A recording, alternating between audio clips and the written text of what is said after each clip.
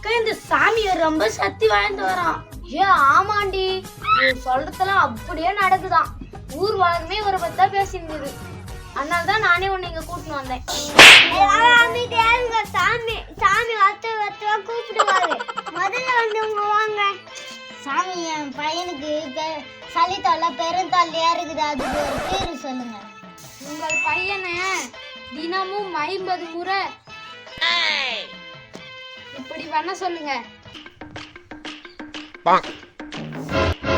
அடுத்தது வாங்க. சாமி, என் பையன் ஸ்கூல் போயிட்டு வீட்டுக்கு வந்த உடனே புக்கு எடுத்து படுறானா படிக்கவே மாட்டான் சாமி. இது மட்டுமா, நைட்ல ஆனா அவனை சுடு இவனை சுடு இங்க அடின்னு சொல்லிட்டு டார்ச்சர் பண்றான் சாமி. தூக்கமே வர மாட்டேன் சாமி. அதுக்கு என்ன பண்ணலாம் சாமி? பையன்கிட்ட போனை கொடுக்காதீங்க. அவனை ஃப்ரீ ஃபயர் ஆடாத பாத்துக்குங்க.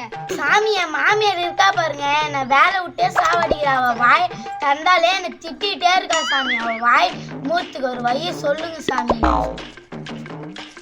இதாம்மா, இதுதான் ஃபேவிக்கு தெரியல. வீட்டுக்கு போனவனே இதை ஊத்தி வாயை ஒட்டிடு. வச்சு